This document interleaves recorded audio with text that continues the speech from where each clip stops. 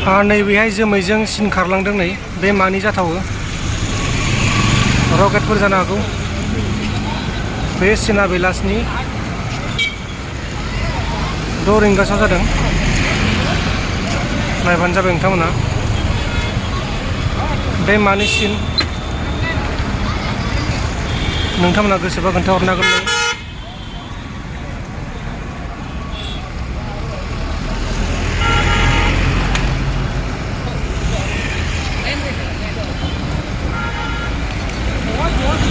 दिनैथ' सानडे लोगोफोर जाय जाय नोंथांमोना मा खालामगासिनो दङ कमेन्ट बक्सनि गेजेराव खोन्थाहरबानो जाबाय।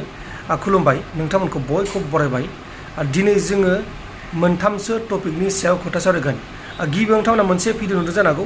बै भिडिअआनो जाहैबाय मैयाहाय लानाय भिडिअ, बेलासियाव लादोंमोन आङो, बेलासिनि 6 रिंगासो समाव। बेहाय मोनसे रकेट ना मोनसे खारदों आरोना, बेहाय खारो उखुन्दै गलाङो, खारो उखुन्दै गलाङो। नाथाय बे बुस्थुआ मा बुस्थु बा मा मुवा बेयो, बेखौ आं दासिमाव रोखा मिथिनो मोननाय जायाखै। सोरबा जुदि मिथिगौबाथाय कमेन्ट बक्सनि गेजेराव खोन्थाहरदो।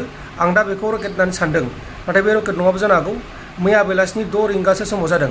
आरो जायफोरा बेखौ नुदों खोन्थाहरबानो जाबाय। आं आंनि मेगनजों नुदों, ओमफ्राय आं बेखौ भिडिअ बानायदों। वेस्ट बेंगलनि बांकुरायाव गंनै मालगारि बा ट्रेन, रेलगारि मालगारि मुवा बेसाद लांनाय ट्रेननि गेजेराव एक्सिडेन्ट जादों, सौदावलायदों। आरो बे रावबो जोखोम जायाखै आरो रावनिबो जिउ खहा जायाखै।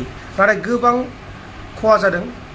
ट्रेननि गोबां दाबाफोरा थेर बेथेर जादों आरो आलाय सिलाय जादों। दा जियानो जादोंला बेखौ नोंथांमोना नुबाय जानांगौ, माखासे आपडेट होगासिनो दङ निउस चेनेलफोराव। आरो बे जाथाया दहाय फुङावनो जादों, दहाय फुंनि 8:35 रिंगायावनो जादों। गोबां दुखुनांथाव जाथाय। जोंनि बे भारत हादराव गले गले ट्रेननि जाब्रबथाय जागासिनो दङ। दाखालि बावैनो 4-3 जाबाय, गोबां ट्रेननि एक्सिडेन्ट। नाथाय मा होनबावनो, जोंनि रेल बिफाना बेनि सायाव थोंजोङै मा बुंगोन मा मागोन बेखौथ' मिथिला। जायखिजाया जोंनि रेल बिफाना बेनि सायाव गोख्रों राहा लानांगौ, जाहाथे बिदि जाब्रबथाया जाबाय थाया। गले गले जागासिनो दङ। बे बोसोरावनो गोबां ट्रेन एक्सिडेन्ट जाबाय।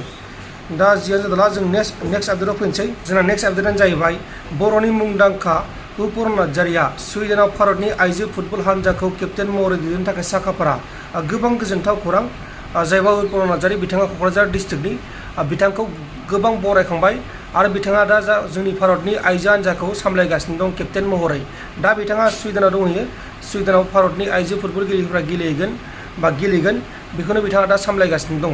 गोबां गोजोनथाव खौरां। दा बेबायदिनो मोजां मोजां जोंनि बर'निफ्राय ओंखारगासिनो दङ।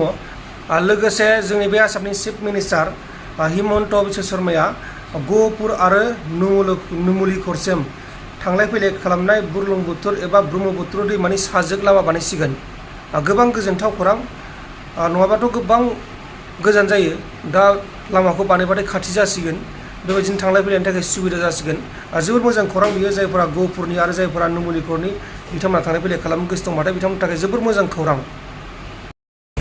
खारलांगासिनो नैसिमल'मोन दहायो, दा नैसिम खारलांगासिनो गोजौजों।